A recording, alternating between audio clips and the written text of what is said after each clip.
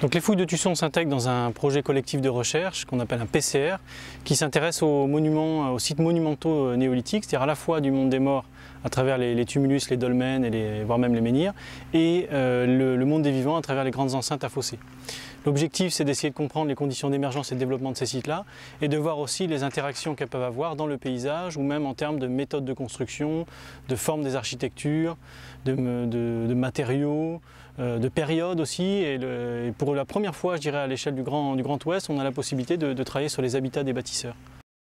En 2018, on travaille sur deux sites principaux dans le Ruffécois. C'est d'une part les tumulus de Tusson à travers l'étude des carrières et de possibles tumulus détectés par prospection magnétique, prospection géophysique, et sur le tumulus de Fouqueur qui est fouillé maintenant depuis 3 ans. L'objectif dans ces deux cas, c'est d'une part de travailler sur les méthodes d'extraction et voir pouvoir dater en fait la construction des tumulus de Tusson indirectement par l'étude des carrières, rechercher des éventuelles traces de tumulus qui sont plus visibles actuellement mais qui pourraient être totalement arasés. Et à Fouqueur, c'est comprendre l'architecture et puis aussi la méthode de construction du tumulus qu'on appelle le cairn, tumulus de pierre, à travers son examen très fin.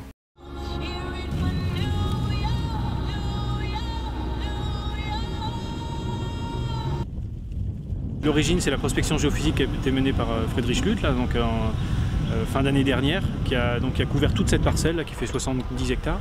Et on a pu définir des petites anomalies, parce que là on est sur quelque chose qui fait une vingtaine de mètres de diamètre sur une parcelle immense. Et ça nous permet ensuite de dire, bah voilà, je vais aller voir maintenant directement sur le terrain à quoi correspondent ces anomalies. Donc ça valide aussi cette méthodologie qui est d'abord testée de manière non invasive, et puis après aller voir directement sur le terrain par la fouille ce que c'est.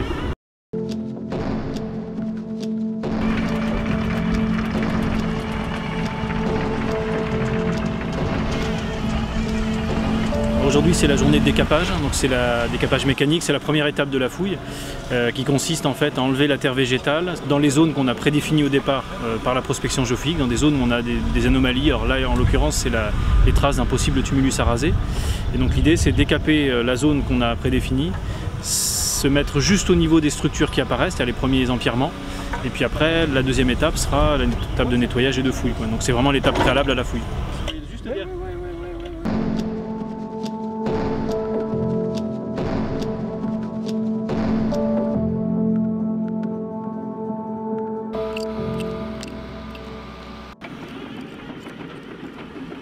Je suis en train d'essayer de retrouver le parement donc, extérieur du monument, donc, qui ceinture l'intégralité et donc de forme circulaire, et donc pour essayer de délimiter le périmètre exact du monument. Il faut essayer un maximum de pierres en place. Bon, il y en a certaines qui ont été bougées par la pelle mécanique, mais c'est vraiment les plus hautes. Et donc essayer vraiment de garder toutes celles qui sont encore fichées dans le sol pour garder vraiment la structure du monument.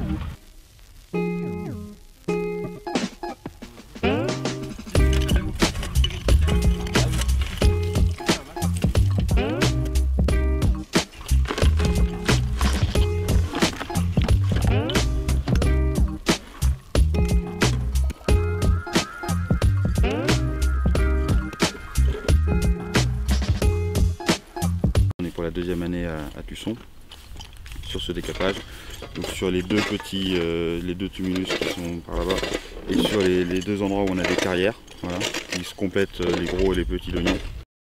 On fait venir la pelle, la 20 tonnes, pour enlever toute la terre arable, toute la terre agricole, et on est obligé de laisser quelques centimètres de terre pour pas arracher toutes les structures et tout le caillou géologique, le platin. Donc après on passe avec différents outils, d'abord les gros balais, les pelles, et après avec la truelle pour vraiment décaper proprement le substrat naturel pour pouvoir trouver les structures. Toi tu veux dire, les gros machins comme ça? Il y a des structures des carrières qu'on connaît, il y a d'autres structures qu'on ne connaissait pas. Si le but de tout nettoyer, c'est vraiment ne rater aucune structure. On travaille sur les carrières pour avoir, ça peut déjà permettre, si on a des matériels qui permettent de dater la carrière, ça pourrait permettre de dater le monument, les dognons, le gros et le petit dognon, de dater la construction du monument de façon indirecte, estimer le cubage qu'on peut théoriquement sortir de la carrière et le cubage du monument. Savoir si toute la pierre qui a servi et la terre a servi au monument a été tirée d'ici ou s'il y a des choses qui ont été ramenées de plus loin. Au niveau de la cartographie de ces carrières, on est vraiment très très proche des monuments et toujours autour des monuments. Les carrières ne s'éloignent pas beaucoup.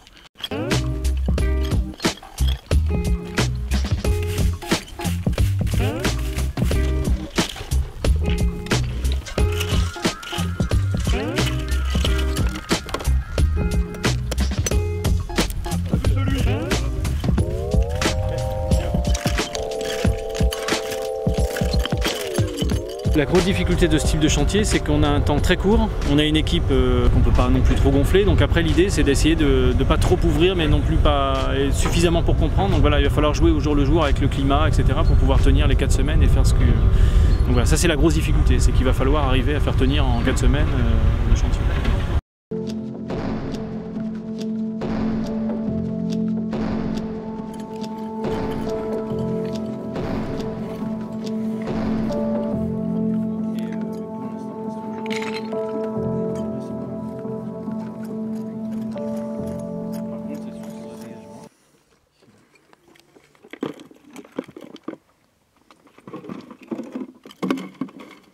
En fait, je travaille ici plutôt sur tout ce qui va être les enregistrements stratigraphiques et sédimentaires en fait.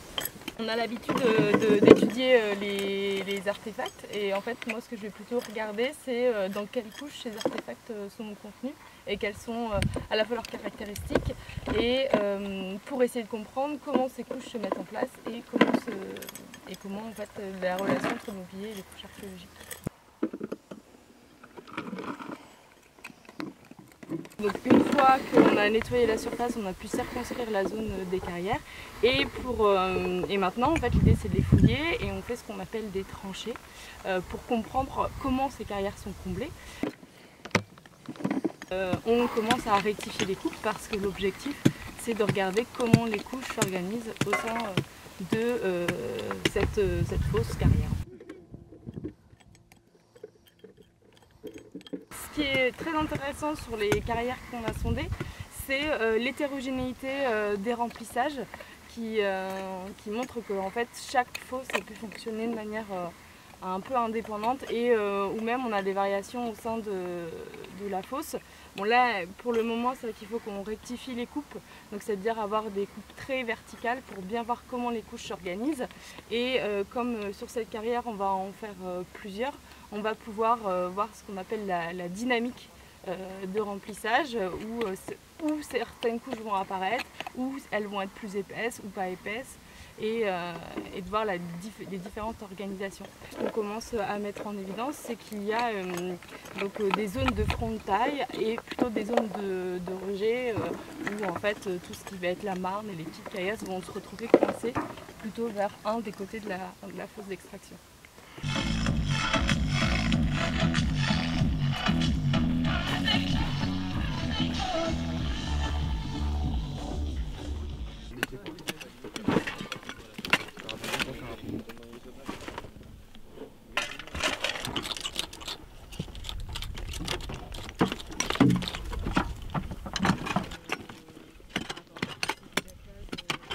C'est vrai que c'est un chantier très intéressant, il y a donc beaucoup de tumulus à proximité et le fait justement de pouvoir découvrir ces carrières, de pouvoir justement les fouiller pour en apprendre plus notamment sur la datation de ces tumulus, je trouve que c'est un point très intéressant. Puis comme on a pu le découvrir là, on a un tumulus du coup très arasé qui a été découvert, donc peut-être de nouvelles informations qui seront découvertes.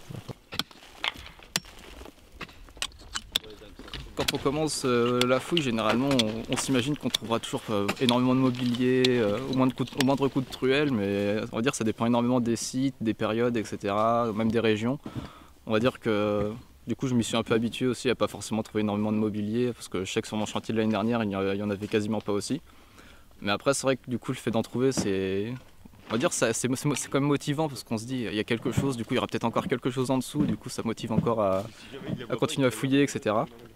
Et du coup, ouais, ça dépend après du point de vue des personnes, mais en tout cas, pour moi, ça me dérange pas forcément qu'il n'y ait pas énormément de mobilier. Après le décapage des différentes carrières qui avaient été découvertes en géophysique, l'objectif a été de sonder avec la pelle mécanique l'ensemble des structures sous forme de sondage pour garder des témoignages de la stratigraphie, c'est-à-dire de la succession de couches de remplissage de ces structures. Donc on a décidé de vidanger pour gagner du temps une partie de ces structures à la pelle jusqu'à atteindre les niveaux qui sont en bas, qui sont des niveaux en fait de déblais, de creusement de la carrière. L'objectif étant de trouver dans ces déblais les outils des carriers, c'est-à-dire les pics en bois de serre, qui ont pu être abandonnés au fond de la structure, voire même, pourquoi pas, dans certains cas, des dépôts. Donc ça c'est la première étape de curage de la structure. La deuxième étape consiste en fait à poursuivre la fouille manuellement pour dégager les bords des structures, et notamment on voit bien sur ces structures là l'apparition de ces bandes de calcaire qui correspondent en fait au front de taille et aux moellons que les carriers néolithiques ont sortis pour construire leurs monuments. On voit bien aussi sur ces carrières que ces blocs de calcaire peuvent être très différents suivant la hauteur et les strates du substrat calcaire, et notamment les parties supérieures sont extrêmement fissurées, peu utilisables en réalité pour de la maçonnerie en pierre sèche. Il faut aller chercher plus profondément pour trouver des blocs beaucoup plus de meilleure qualité pour construire ces tumulus. Et on voit d'ailleurs sur les différentes carrières qu'on a ouvertes que les niveaux d'apparition de ce calcaire qui est utilisable pour le tumulus est assez variable, ce qui peut expliquer sans doute aussi la succession de ces creusements qui ont pu servir à aller chercher des fois pas très profondément, des fois beaucoup plus profondément ces blocs. Et on peut aussi imaginer que suivant les parties du monument qui n'a pas été fouillé, mais on en connaît d'autres ailleurs, on a pu utiliser différents types de bancs calcaires plus ou moins imposants.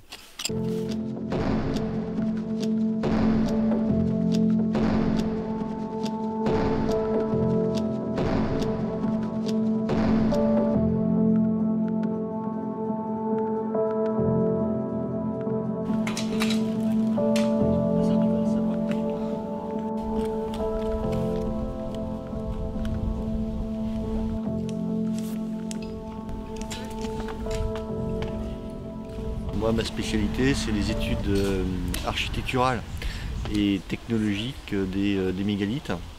Alors technologique, ça veut dire tout ce qui est technique d'acquisition, de transformation et d'utilisation de la pierre à destination de ces toutes premières architectures en pierre. On est donc pour la deuxième fois, on a commencé l'an passé, en 2017 à Fouqueure. Pour une raison toute bête, on connaissait déjà beaucoup de sites de type angoumoisin comme la Motte de la Jaquille, Petite et Grosse Pérotte. Et il se trouve que Fouqueure avait un plan au sol semblable aux autres, mais avait des hauteurs de piliers très très réduites. Vraiment de façon très significative. Petite Grosse Pérotte, 1,90 m, 2,60 m à la Grosse Pérotte. Là, on avait des blocs qui faisaient à peine 50 cm. Donc on voulait documenter les monuments de type angoumoisin, donc il fallait venir à Fouqueure pour voir ce qu'il en était.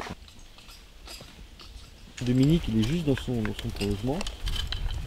Il y a un effet de fouille dans la chambre. On a mis un petit muret en pierre sèche pour commencer à reboucher, mais en laissant en réserve une partie l'année dernière pour qu'on puisse revenir cette année. Alors là, je suis en train en fait de dégager l'entrée du couloir qui mène à la salle principale du monument. Donc ce couloir, là, il a été bouché à un moment donné, au moment de la clôture du monument. C'est-à-dire que lors de la dernière dépose d'un corps, on a fermé le monument ou on l'a fermé définitivement en disant que ce monument ne serait plus utilisé. Parfois, on a une fermeture qui peut être faite par un parement comme l'ensemble du monument, c'est-à-dire une fermeture qui est presque invisible. On ne se rend pas compte où l'entrée exacte du monument se trouve. Par contre, ici, on a une fermeture qui est un peu différente, qui est assez importante. Les blocs sont des blocs d'une taille relativement importante et donc il y a un côté un peu monumental devant cette fermeture.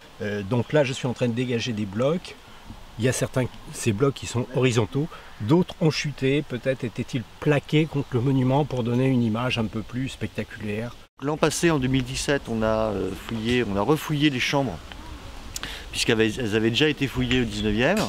On a tamisé tous les déblais des fouilles 19e, de façon à pouvoir accéder aux piliers, puisque les tables de couverture, si un jour il y en a eu, ont disparu. Les résultats les plus significatifs, c'est qu'on a deux types de calcaire qui ont été utilisés dans les chambres A et B. C'est très différent. Et donc, à partir de cette information, on en a déduit qu'il y avait possiblement deux chantiers et donc deux moments différents dans la construction, donc probablement une chronologie relative. Cette année, on est en dehors des chambres, c'est-à-dire qu'on est dans les couloirs d'accès et on est dans la façade du monument. Ce qu'on va chercher en façade du monument, c'est le solde de circulation à cet endroit-là, de façon à voir à quel niveau les occupants du site marchaient. Et pour cela, on cherche des tessons qui ont pu être écrasés sur place et former justement ce fameux solde de circulation.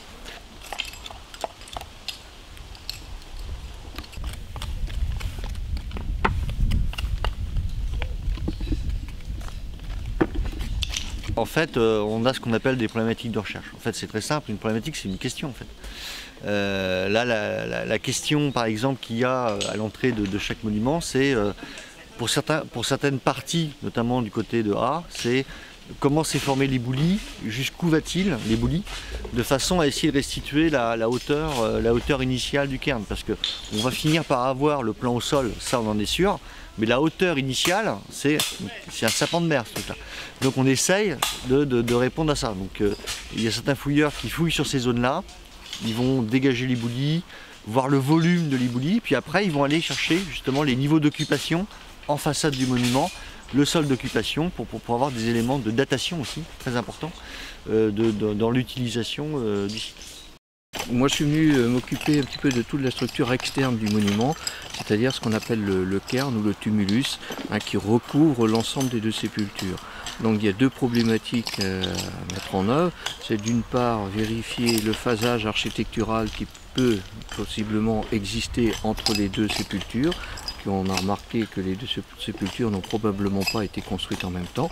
Donc il y a sûrement un phasage dans cette architecture externe, d'une part. Et ensuite, c'est appliquer la méthode de l'archéologie du bâti sur l'étude des parements qui ont été montés, tous ces murs de pierre, des remplissages, et regarder un petit peu tous les gestes humains de cette ingénierie de maçonnerie. C'est un véritable travail de spécialiste. En ce qui concerne l'étude du cairn lui-même, on a fait un premier décapage sur plusieurs étiquettes pour essayer de repérer tous ces murs, ces parements qui participent un petit peu à la mise en œuvre de cette masse tumulaire. Donc on décape cette première partie, on met à jour une grande partie de ces murets là, et on les nettoie et on regarde un petit peu comment tout ça s'articule. Il y a des massifs qui sont collés sur les autres en plaquage, il y a des murs qui sont chaînés et la lecture architecturale de tous ces éléments va permettre effectivement de comprendre un peu mieux comment tout ça a été construit. Il y a encore pas mal de zones d'ombre, y compris dans le phasage architectural.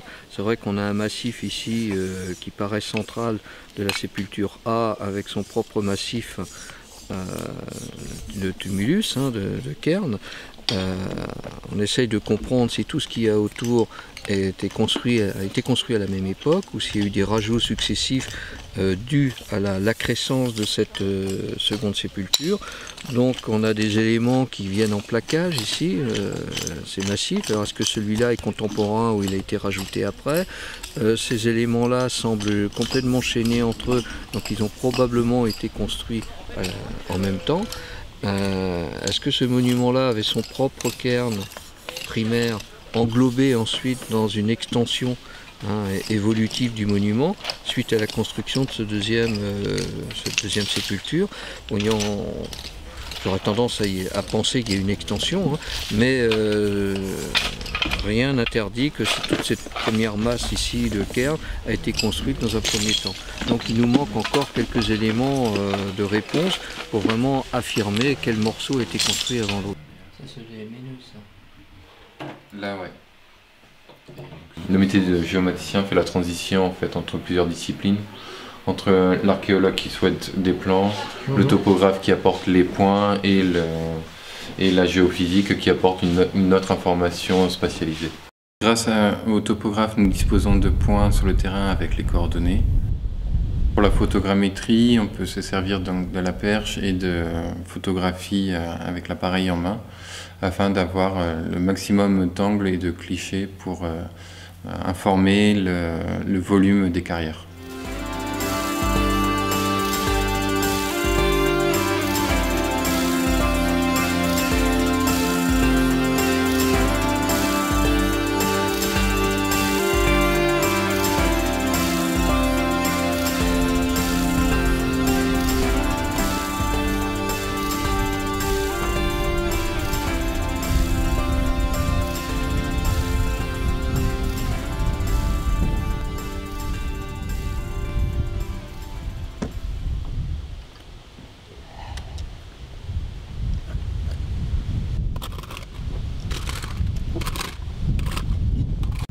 J'essaie surtout qu'il reste le plus entier possible pour la photo. Qu'il n'y a rien qui vienne dessus. Que les cailloux, vu qu'ils sont tous emboîtés les uns dans les autres, qu'ils ne fassent pas bouger autre chose et qu'ils ne fassent pas bouger trop l'os, si c'est possible. J'essaie d'avoir une belle photo en place, avec le bord et les dalles autour pour voir la position exacte, enfin la plus exacte possible. Logiquement, le matériel il est très peu présent, donc dater ces trous, ces fosses, ces carrières, ces endroits d'extraction, c'est principalement grâce à ce matériel-là, le bois de serre, qui est la pioche du néolithique. En fait, il se servait de ça pour pouvoir extraire les pierres calcaires pour pouvoir construire après les tumulus. Et donc là, ce qu'on a, c'est un vestige.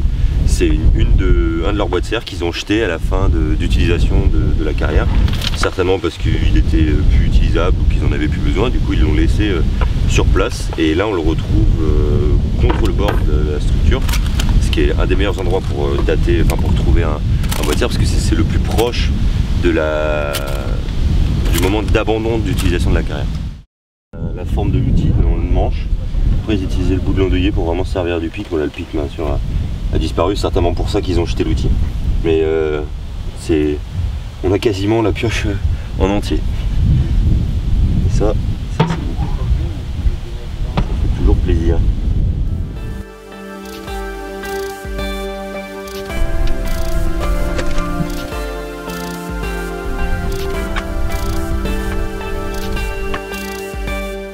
Fait partie toute une équipe au niveau du PCR de Vincent Hard, donc sur le néolithique et le mégalithisme en particulier. Et bien du coup, moi je représente le pays loudunais et je viens voir en fait la fouille qui se passe en Charente à l'heure actuelle pour essayer un petit peu de comprendre aussi ce qui se passe dans les autres territoires néolithiques, puisqu'on est tout un groupe de territoires en fait un peu dans le même bateau. On n'a pas tout à fait les mêmes réalités mégalithiques en fait, ici on a affaire à des grosses structures tumulaires qui sont encore souvent en place avec un travail exceptionnel sur le calcaire. Nous pourtant on est une zone calcaire qui ressemble un petit peu à ce pays des Charentes, hein, dans le nord de la Vienne, mais on n'a pas ces grandes structures tumulaires faites de pierres de taille, et en plus là ici on découvre les carrières qui ont vraisemblablement servi à édifier ces buttes et ces tumulus qui protégeaient les dolmens. Donc ça nous donne une autre information sur un autre type de mégalithisme dans la région. À partir des nouvelles recherches scientifiques, notamment de l'équipe de Vincent Hard et d'Emmanuel Mans, c'est de savoir comment nous on va pouvoir s'en servir après au niveau local pour vraiment ancrer les projets et les installer auprès de la population, qu'ils comprennent aussi bien ce qui se passe autour des mégalithes, autour des dolmens. Et puis c'est là aussi que le travail d'un animateur patrimoine prend tout son sens, quoi, pour essayer de faire participer aussi les gens du pays au projet autour du mégalithisme. On organise des manifestations, des expositions, des conférences. On fait des ateliers avec les familles, on va dans les écoles pour expliquer également aux scolaires ce qu'est le mégalithisme et ce qu'est le néolithique.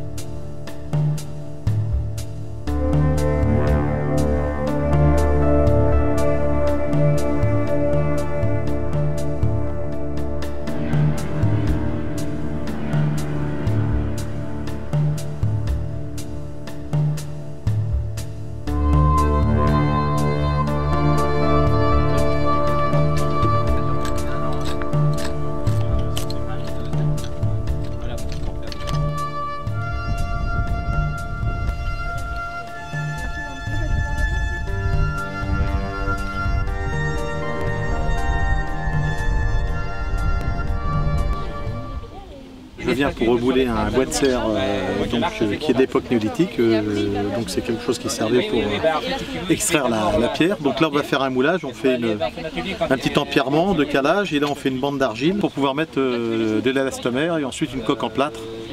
Et ensuite donc on va pouvoir faire un tirage réel du bois de serre qui malheureusement là, va venir en 1000 morceaux, hein. Il est quand même très attaqué. J'adore l'archéologie, c'est toujours passionnant de donner un petit coup de main, quoi.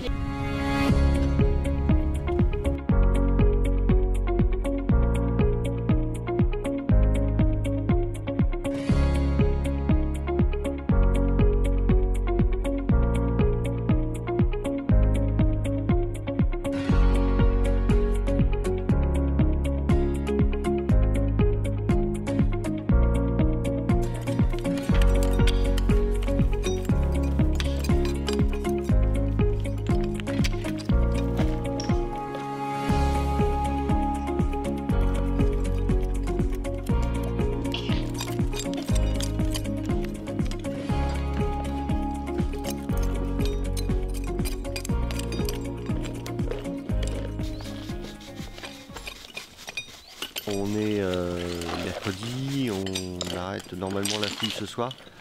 On réserve les jours suivants, donc jeudi et vendredi, pour finir de documenter, notamment en 3D, et puis le rebouchage vendredi. Là, on se concentre sur la façade principale du monument, parce qu'il y a pas mal de mobilier archéologique au pied des parements. On termine également le couloir de baie. On est en train d'enlever le dallage. Bonne surprise sur la première dalle d'entrée sur laquelle reposait le mur de fermeture. On a du poli de passage. Donc ça c'est intéressant parce que c'est généralement ça, on ne peut pas le documenter parce que sur les fouilles anciennes, ils ne regardaient pas ça. Puis depuis, les gens ont marché dessus. Donc là, on est sûr que le poli est préhistorique. Et on peut d'ores et déjà dire qu'il y a déjà eu du passage pour entrer et sortir de la tombe. Alors c'est une information qu'on avait déjà à la mode de la Jacquille en 2014. Donc c'est pas un monument qui est ouvert une fois tous les 50 ans, à mon avis. C'est des monuments dans lesquels on rentre et on ressort finalement assez régulièrement. Aujourd'hui, l'objectif, c'est vraiment de finir la façade principale pour que demain, la 3D puisse avoir un maximum de façades. Donc pour ça, il y a deux collègues là qui sont en train de fouiller une berne qu'on avait laissée en réserve pour la stratigraphie. Donc ça va être enlevé aujourd'hui. Un niveau de sol, sans doute conservé juste devant l'entrée du couloir de A. Et puis une petite extension qu'on avait ouverte à l'occasion d'un prélèvement fait par ma collègue Marie-Lise Onfray, un prélèvement géo-archéologique. Au moment où elle a fait son prélèvement, elle s'est aperçue qu'il y avait un gros paquet de tessons à cet endroit-là. Donc on a ouvert un petit carré supplémentaire pour voir ce qui s'y passait. C'est là où hier, on a eu la chance de découvrir un vase quasi entier, écrasé sur place. Un petit vase caréné. Pour les études architecturales du couloir et de la chambre funéraire, ça va être terminé aujourd'hui. En revanche, moi j'aimerais que mon collègue Philippe Boisin continue ce qu'on appelle l'archéologie du bâti. Ça veut dire qu'il explore avec quoi et comment a été construit le cairn qui englobe les deux chambres. En fait, on s'aperçoit que c'est assez complexe.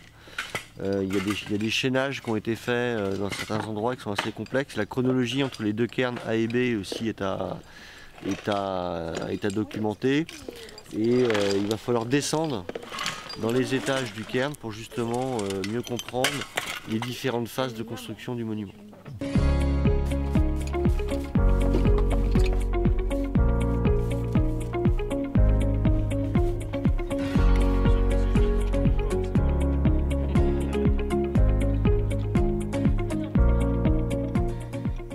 Descendu profond parce qu'on ne trouvait pas le sol et on a trouvé quelques éclats qu'on a mis ici à l'intérieur. Non, c'est super chouette de trouver ça, c'est presque jouissif.